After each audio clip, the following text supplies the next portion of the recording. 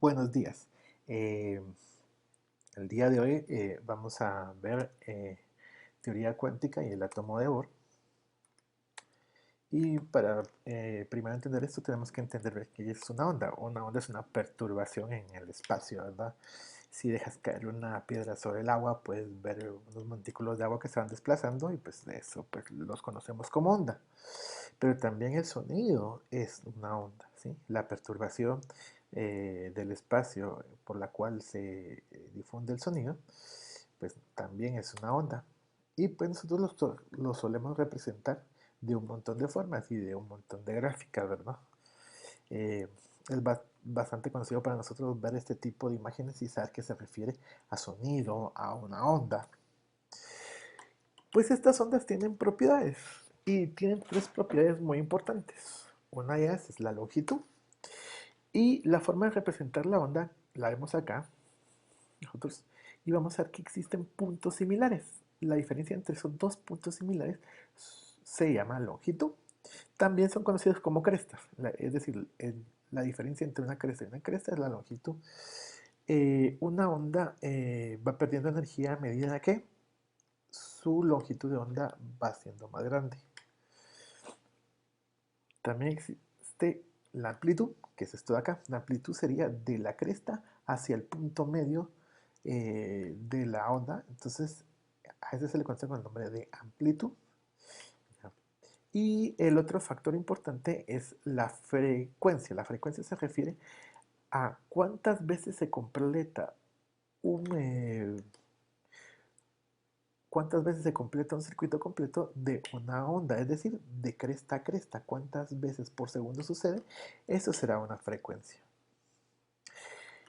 Ahora vamos a ver uno de los temas más importantes, una onda electromagnética. ¿Qué es una onda electromagnética? Las ondas electromagnéticas se componen de un campo eléctrico y un campo magnético. Podríamos decir una onda eléctrica y una onda magnética. ¿Ya? Y pues estas definen la velocidad de la luz, porque lambda, este símbolo de acá, representa la longitud de onda y este otro símbolo de acá representa la frecuencia. Siempre, en cualquier onda, la longitud de onda multiplicada por su frecuencia nos va a dar la velocidad de la luz. Ojo, la velocidad de la luz es la única constante del universo, ¿sí?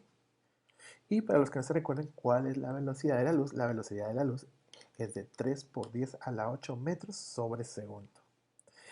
Maxwell descubrió esto en 1873 y estableció que la luz estaba formada por ondas electromagnéticas. Y pues la radiación electromagnética, que es de la que tanto se habla en las películas o vemos en la tele, pues no es más que la emisión y la transmisión de energías por ondas electromagnéticas. Tipos de radiación electromagnéticas. Ok. Existen diferentes tipos de esta radiación electromagnética y los agrupamos debido a sus características.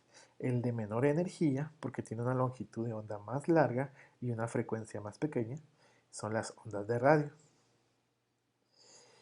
Estas son las que utilizamos para transmitir tanto información vía radial, ¿ya? El radio que nosotros utilizamos en casa o que se utiliza en casa, y la señal de televisión por aire, por antena, ¿va? Aunque algunas de ellas ya utilizan microondas. Y microondas, que es el siguiente nivel, siguiente tipo de energía de radiación electromagnética, pues es el que se utiliza, pues claro, en los aparatos que se utilizan para calentar comida llamados microondas, pero también se utiliza para transmitir señales celulares, ¿sí? Señales satelitales. De mayor energía, el siguiente tipo es el infrarrojo.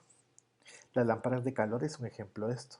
Esas lámparas rojas que sirven para dar calor a los reptiles o que están en las incubadoras de bebé, producen radiación infrarroja. Y todo cuerpo caliente o incandescente que usted mira pues, y siente el calor, ese va a ser la radiación infrarroja.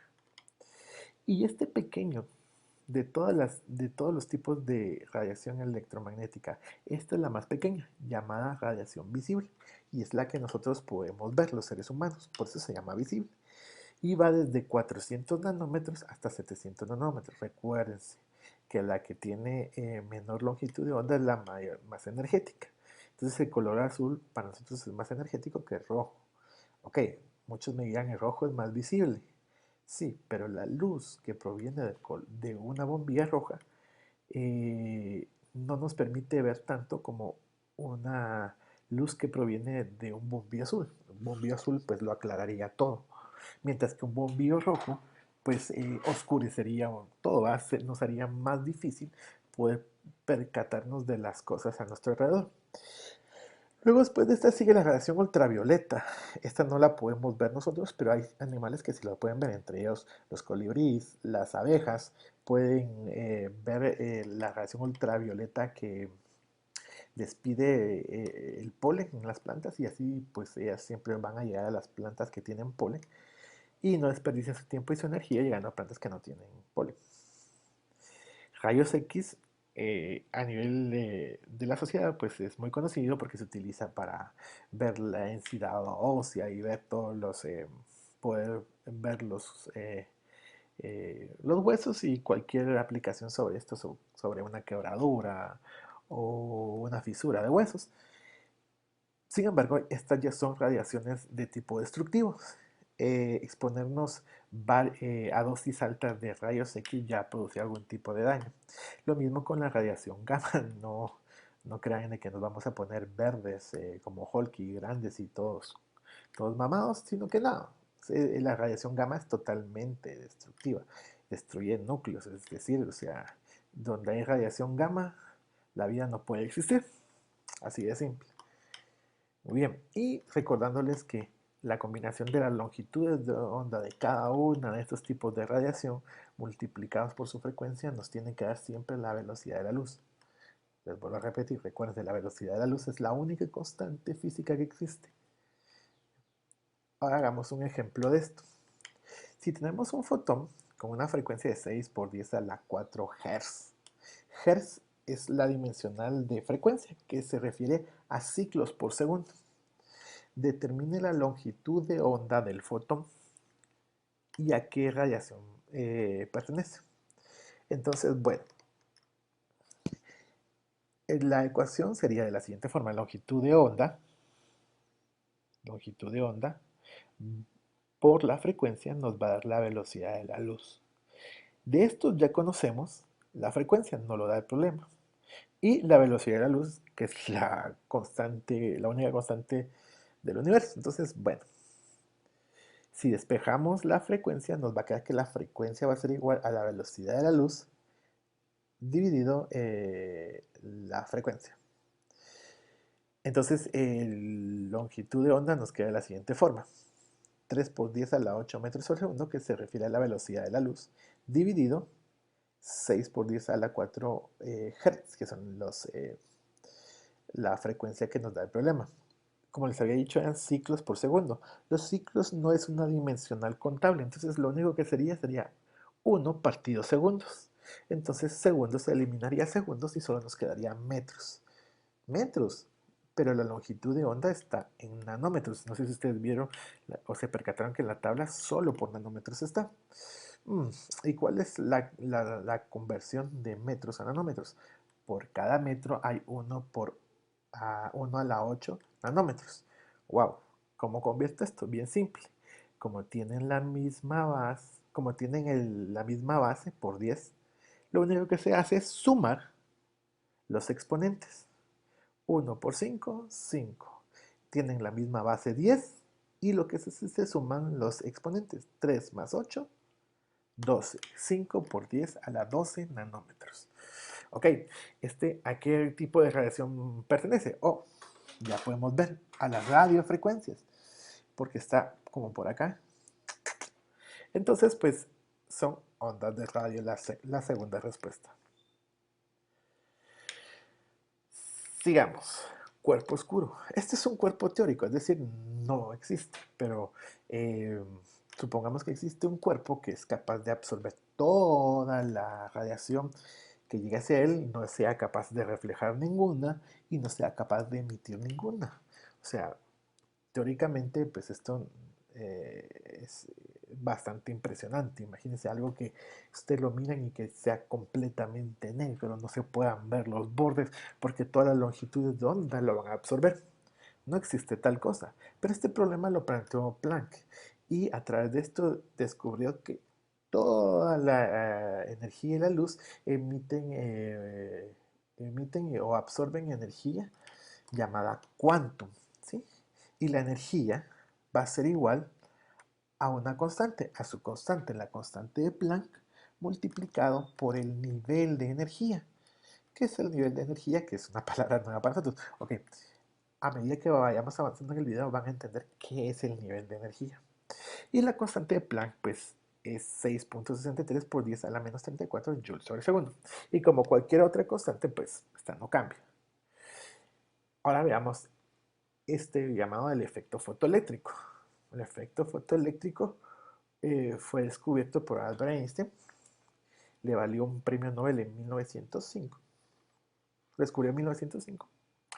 Y pues fue el único premio Nobel que obtuvo Albert Einstein por el efecto fotoeléctrico. La mayoría de personas piensan que Albert Einstein fue premiado con el premio Nobel por la teoría especial de la relatividad, cosa que no es cierto, ¿verdad? Y pues con él descubrió que la luz tiene una naturaleza de onda y de partículas. Eso se le llama comportamiento dual de la luz y no solo la luz lo tiene. Eh, y que la luz, por lo tanto, iba a tener una partícula. Y la partícula de la luz se llama fotón. ¿Sí? De ahí un montón de palabras que nosotros conocemos. Celda fotovoltaica, energía fotoeléctrica.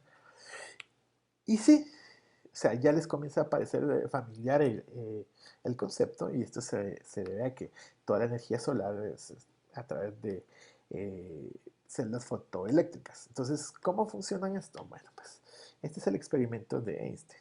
Colocó una placa de metal curva y sobre cualquier ángulo de ella incide a un semiconductor colocado en medio. Entonces, la luz que viene en forma de onda golpea. Una onda no golpea, sino que es el comportamiento de partículas de la luz la que golpea la placa de metal y deslocaliza un electrón haciendo que caiga sobre el semiconductor. Este va transmitiendo el electrón de forma lenta y esto sucede un montón de veces por segundo y se va formando aquí una línea constante de electrones, ¿ya? Y un flujo constante de electrones, nosotros lo conocemos como electricidad, que es el principio de toda la energía solar, ¿verdad? Son las celdas fotovoltaicas. ¿Ya? Ok, muy bien. Entonces, eh, todos estos tipos de radiación tienen diferentes subniveles a los cuales los vamos a llamar espectros, ¿sí? Y cada uno de estos tipos de radiaciones electromagnéticas tienen sus diferentes espectros. Entonces nos vamos a concentrar en el espectro, en los espectros que podemos obtener de la luz.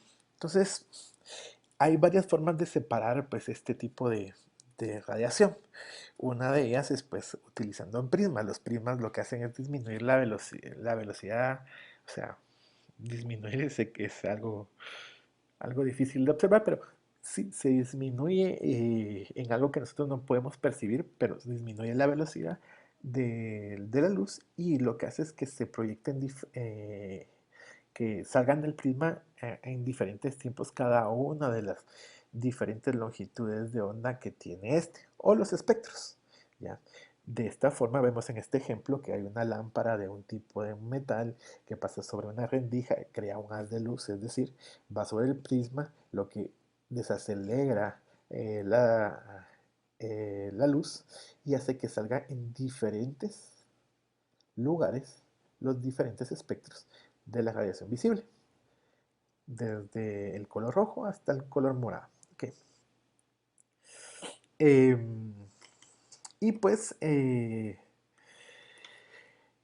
esto nos ha servido para poder identificar compuestos. ¿Por qué? Porque cada metal va a tener una longitud de onda diferente que va a proyectar diferentes espectros, ¿ya?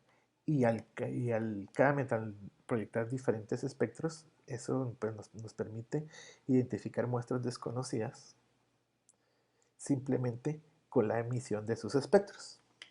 Y aquí están pues algunos de los espectros de líneas, ¿verdad? Entonces está desde el litio, sodio, potasio, calcio y así sucesivamente y podemos ver cuáles son las líneas que producen cada uno. Como ustedes se dan cuenta, ninguna línea es igual a la otra, es decir, este espectro no se comporta al que le sigue y así sucesivamente.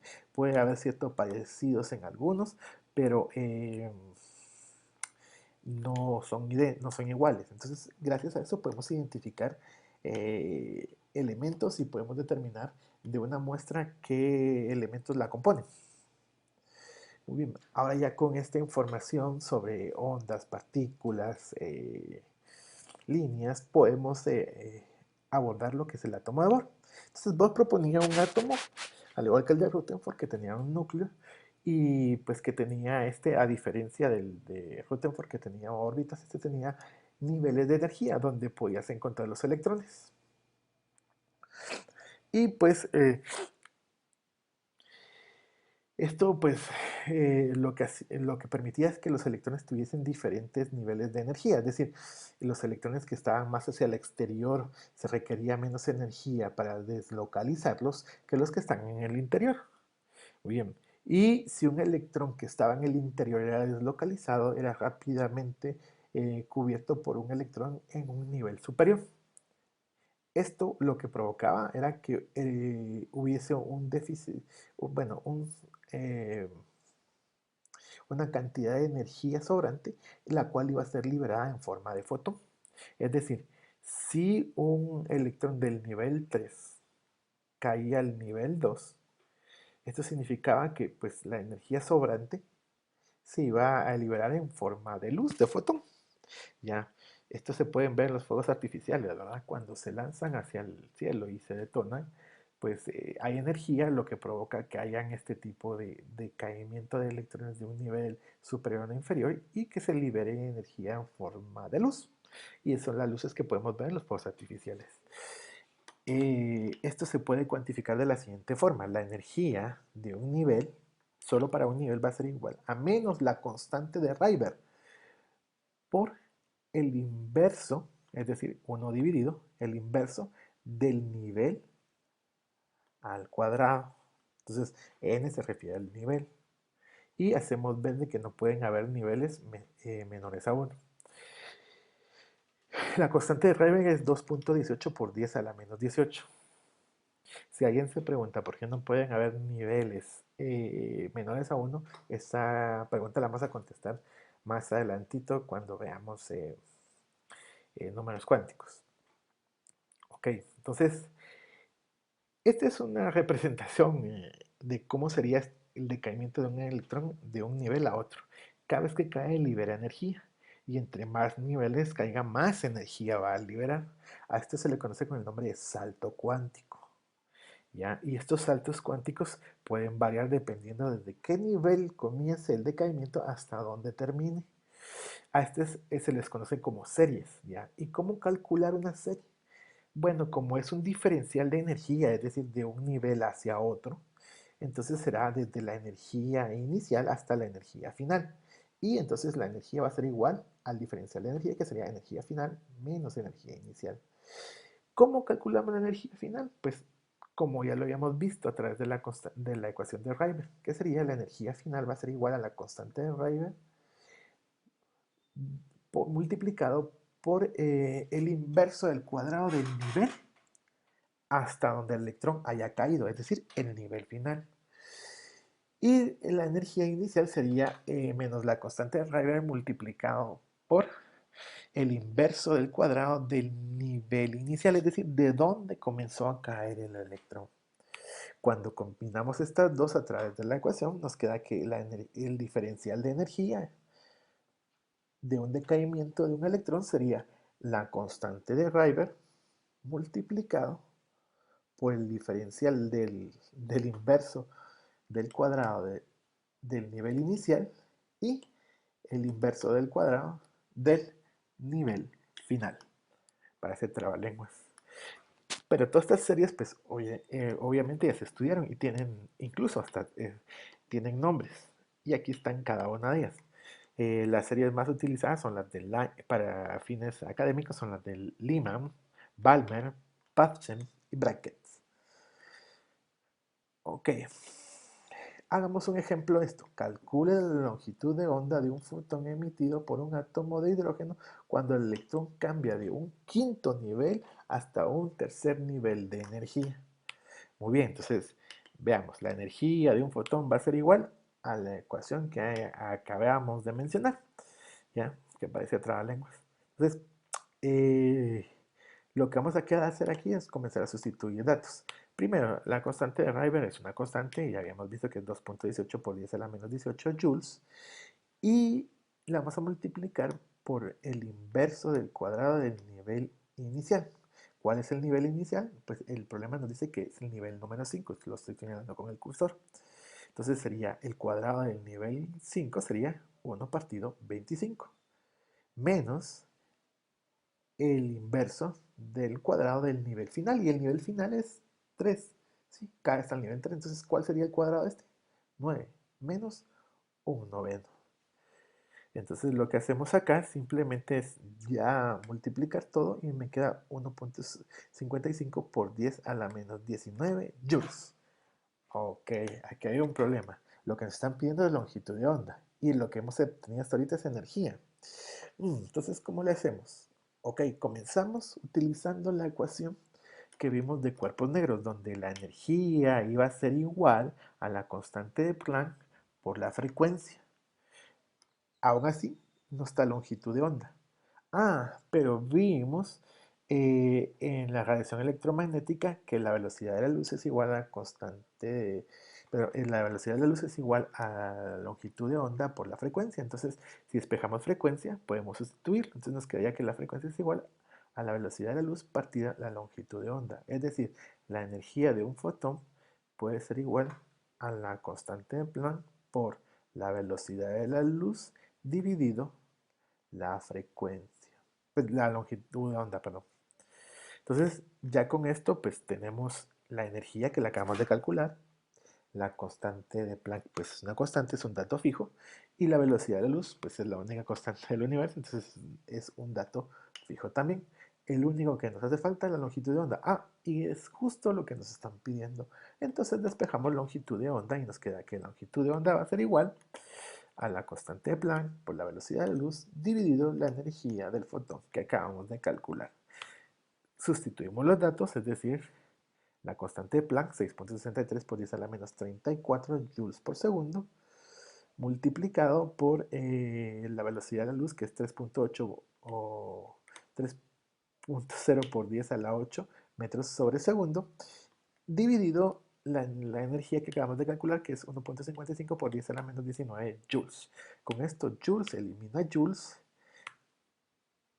segundo elimina segundo y solo me quedan metros. Ok, pero ya sabíamos que cómo convertir de metros a nanómetros. Entonces, la longitud de onda nos quedaría 1280 nanómetros. Ok, la energía está cuantizada. Esto lo determinó de Broglie. De Broglie lo determinó en 1924. Es decir, que en el átomo de Bohr, lo que estamos viendo, pues no es una órbita donde el electrón se va a mover, sino que va a ser un comportamiento ondulatorio, es decir, básicamente no podemos establecer un movimiento circular del electrón, sino que más bien la probabilidad de encontrar un electrón dentro de un nivel. Bastante complejo, ¿no? Pues esto lo determino de esta forma. Aquí la ecuación que hay que resaltar es la segunda, donde la longitud de onda va a ser igual a la constante de Planck partido m, que representa la masa del electrón, y v, que representa la velocidad del electrón. Okay. Vamos a hacer un problema de esto, de la longitud de onda a través de la onda de Broglie, pero vamos a hacer un pequeño cambio. No vamos a usar un electrón porque es muy pequeño, y para que esto sea más visible y más representativo vamos a utilizar una masa de una pelota de ping pong que equivaldría a 2.5 gramos. Y no vamos a utilizar una velocidad tan grande como la velocidad de la luz, sino que vamos a dar una velocidad un poco más pequeña, un poco, 15.6 metros sobre segundo. Entonces, pues, como habíamos visto, la ecuación era de la siguiente forma. Longitud de onda va a ser igual a la constante de Planck partido la masa del electrón por la velocidad del electrón, que se sustituye en este caso por la pelota de ping pong. Entonces, utilizamos 6.63 por 10 a la menos 34 joules por segundo, 2.5 por 10 a la menos 3 kilogramos por 15.6 metros sobre segundo. Es decir, la velocidad que nos dan acá, la masa del electrón que es constante, si alguien se está preguntando, este 2.5 por 10 a la menos 3 kilogramos es la masa del electrón que es constante. No, pero en este caso la que tendríamos que utilizar serían los 2.5 gramos de la pelota de ping pong. Entonces convertimos esos 2.5 gramos en kilogramos y lo que nos daría sería esto de acá. 2.5 por 10 a la menos 3 kilogramos. Y la constante de Planck, que esa es una constante y que no cambia. Ok. Entonces, pues lo que nos va a pasar acá es que nos va a quedar de la siguiente forma, ¿sí? 1.7 por 10 a la menos 34 metros va a ser igual, lo vamos a convertir en nanómetros. Recuerden que solo hay que sumarle 8 a la exponencial, sería 1.7 por 10 a la menos 23 nanómetros. Recordándose que como el exponencial es negativo, al sumarle 8 nos va a dar una cifra en teoría más pequeña. Ok, sigamos. Después de esto, pues apareció Schrödinger. Schrödinger, pues, repotencializó el concepto del átomo de Bohr porque él vino y demostró que la energía estaba cuantizada y la materia estaba cuantizada. Eso pues hacía que los electrones fueran menos predecibles en su comportamiento, en sus trayectorias. Entonces pues al final pues se queda en que los electrones no siguen una órbita, sino que siguen eh, una probabilidad de encontrar, a lo cual la probabilidad de encontrar a esos electrones se le llaman orbitales. Y todo eso lo vamos a ver ahorita. Entonces, él es Erwin Schrödinger. Y pues su ecuación, para resolverla, hay que resolverla por algo llamado por partes, ¿sí? Entonces hay que dividir esa ecuación y resolverla por partes. Al final nos arrojaban 4 números importantes y esos 4 números equivalen a los 4 números cuánticos. Entonces vamos a comenzar con el primero de ellos, el número cuántico principal, ¿sí? Ya. Entonces el número cuántico principal solo puede tener valores mayores a cero. Muy bien. ¿Por qué? Muy bien, porque estos representan la distancia del electrón hacia el núcleo. Es por eso que les decía, más adelante les voy a explicar por qué los niveles no pueden ser igual a ceros. Ningún electrón puede estar en el núcleo, porque en el núcleo solo se encuentran protones y neutrones. Entonces, a medida que el nivel vaya siendo mayor, también va a ser mayor el área donde se puede encontrar el electrón. Luego seguimos con el número cuántico de momento angular, que se representa como una L. ¿Ya? Y este va a estar dado de la siguiente forma, ¿sí? L va a ir desde 0 hasta n-1. De esta forma que si el número cuántico principal es 1, el número cuántico de momento angular L va a ser igual a 0 porque va a ir desde 0 hasta un número menor a 1. Y un número menor a 1 va a ser 0. Si el nivel es 2, un número menor a 2 es 1, entonces diría desde 0 hasta 1. Y si n vale 3, va a ir desde 0 hasta un número menor a 3, que sería 2. ¿Qué representan estos números de momento angular? Los números de momento angular representan los orbitales, la probabilidad de encontrar los electrones. Y estos pues son los mismos siglas que utilizamos en las configuraciones electrónicas. De por sí pues el concepto es el mismo. Entonces, cuando L vale 0 se refiere al orbital S. Cuando L vale 1 se refiere al orbital P. Cuando L vale 2 se refiere al orbital D. Y cuando L vale 3 se refiere al orbital F. Muy bien. Y pues básicamente definimos los orbitales como el espacio donde están los electrones. Estos pueden ir variando. Los orbitales S son esféricos,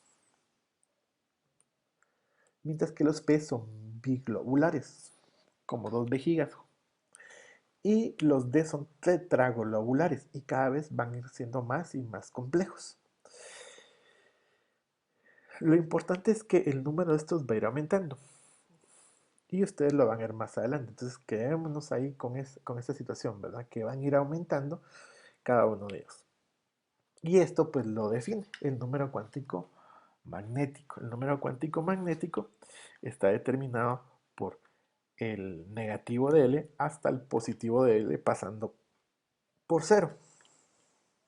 De esta forma, si el número de momento angular es igual a 1, que representa el orbital P, como ya lo habíamos visto, los números de cuánticos magnéticos van a ser desde menos 1, 0 y 1. Es decir, desde el valor negativo de L, que sería menos 1, hasta el valor positivo de L, que es más 1, pasando por 0. Ahora, si el número cuántico de momento angular es igual a 2, que representa el orbital D, el número cuántico magnético va a ir desde su negativo, que sería menos 2, hasta su positivo, que es más 2, pasando por 0, es decir, menos 2, menos 1, 0, 1 y 2. Y estos representan los suborbitales. ¿Ya? Muchos libros dicen que también representan las orientaciones de cada uno de los orbitales, pero es más fácil entenderlo si representan los suborbitales, es decir, cuántos suborbitales tiene. De esta forma podemos ver que el orbital P tiene 1, 2, 3 suborbitales y el orbital D tiene 1, 2, 3, 4, 5 suborbitales.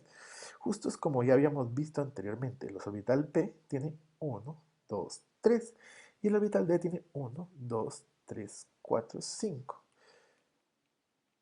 Esto se puede representar aquí, lo podemos ver. Estos son los orbitales P, los que están arriba, y vamos a ver que el orbital P tiene un número cuántico de momento angular de 1, entonces va desde menos 1 hasta más 1, es decir, menos 1, 0 y 1.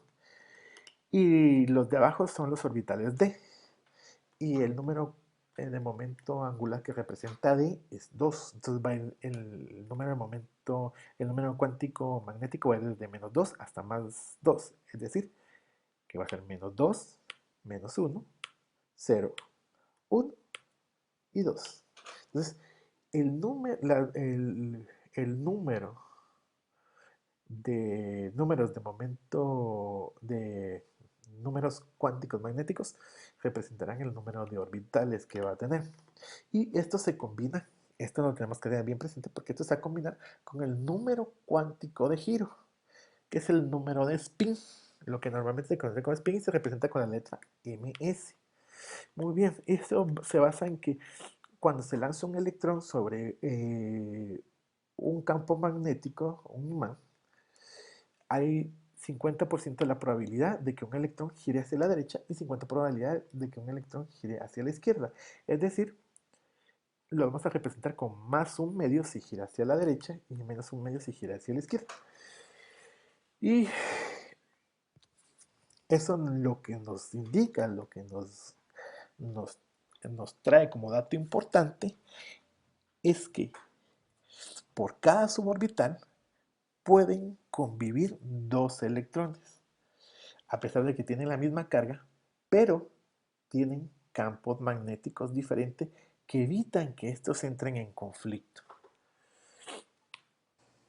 Vamos a tomar los niveles en esta columna y el número de momento angular L con un superíndice que va a contar el número de números de cuánticos magnéticos multiplicado por los números cuánticos de giro.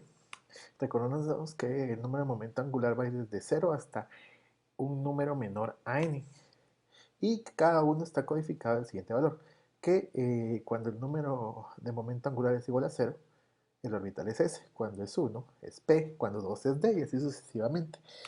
y el número cuántico magnético que va a ir desde el valor negativo de L hasta el valor positivo de L. El número cuántico de giros pues solo nos ofrece dos opciones, más un medio y menos un medio, es decir, si el electrón gira hacia la izquierda o gira hacia la derecha. Entonces para el nivel 1, al tener n es igual a 1, el único valor posible del momento angular es 0, porque L equivale a de un número desde 0 hasta n menos 1, entonces solo es 0. Y como es 0, entonces el orbital que va a representar es S. S, si el número de momento angular es 0, significa que los números cuánticos magnéticos solo podría ser 0, es decir, solo puede albergar un máximo de 2 electrones, como se representa acá. Cuando el nivel es 2, se repite lo del 0, ¿ah? Porque el número cuántico magnético, el número cuántico de momento angular sería desde 0 hasta n-1, es decir, 0 y 1, porque el valor de n es 2. Entonces, si L vale 1, el número cuántico magnético sería desde menos L hasta L, sería menos 1, 0 y más 1. Son tres números. Si por cada número de estos pueden haber dos electrones, significa que P puede albergar un máximo de 6 electrones. Para el nivel 3 se repite, como tiene los números de momento angular desde 0 hasta n-1, sería 0, 1 y D, que equivale a 2. Si el número de momento angular de D es 2, ¿cuántos números de magnéticos tiene? Va a ir desde menos 2 hasta 2, pasando por 0. Sería menos 2, menos 1, 0, 1 y 2. En total son 5. Por cada uno de ellos, recuérdense que pueden haber dos números de spin, es decir, dos electrones, lo que significa que podrán haber 10 electrones. Para el nivel 4, los números de momento angular serían 0, 1, 2 y 3. Los números cuánticos magnéticos de F irían desde menos 3 hasta más 3. Sería decir menos 3, menos 2, menos 1, 0, 1, 2 y 3. Y si por cada uno de ellos pueden haber dos electrones, esto suma al final 14. Y lo mismo pasa con el nivel 5, solo que aquí con G, y llegaría hasta 18 electrones. Como se dan cuenta, esto se parece mucho al triángulo de Aufbau, el triángulo necesario para sacar las configuraciones electrónicas. De ahí, de los números cuánticos, es que se saca ese triángulo de Aufbau.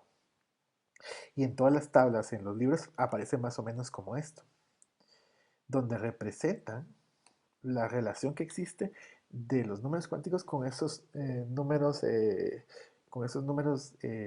configuración electrónica.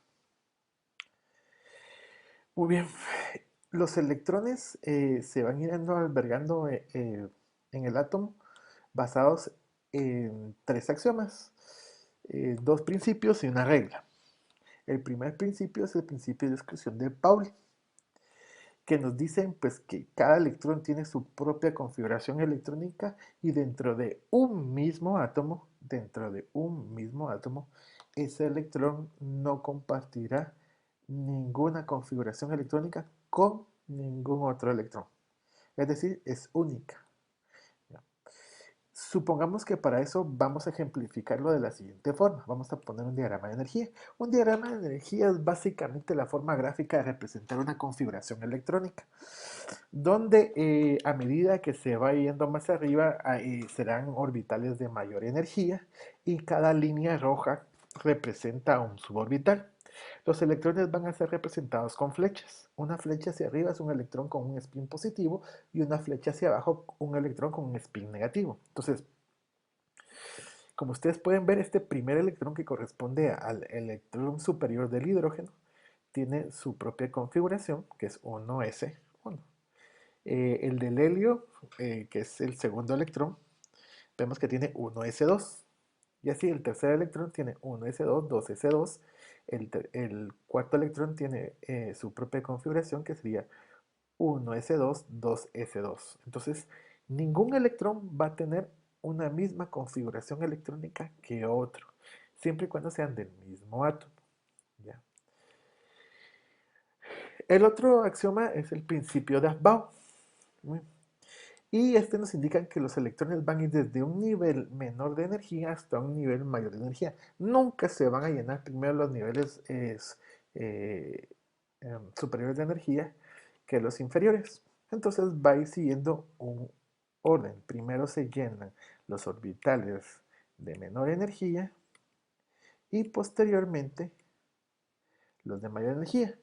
Quien presentó este principio, este axioma, en realidad fue Niels Bohr, no fue Aufbau. Sin embargo, él le colocó como principio de Aufbau en honor a Aufbau.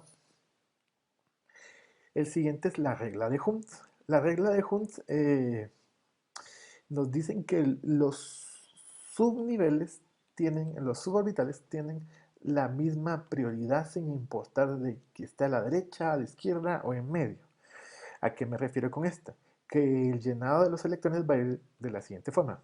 Siguen respetando el principio de Aufbau y respetando el principio de exclusión de Pauli, se van a ir llenando de menor a mayor energía. Entonces, el primer electrón sería ocuparía un suborbital de menor energía y así van esos. Pero, ¿qué pasa cuando llegan a suborbitales que tengan la misma cantidad de energía? Por ejemplo, el 2p presenta 3 suborbitales con el mismo nivel de energía. Entonces, quiere decir que ninguno de ellos deberá tener prioridad según la regla de Hund. Entonces, primero va a pasar a semillenarse. Semillenarse se refiere a colocar solo un electrón en cada uno. Ya media vez los tres que tengan la misma prioridad energética estén semillenos, ya se puede pasar a llenar.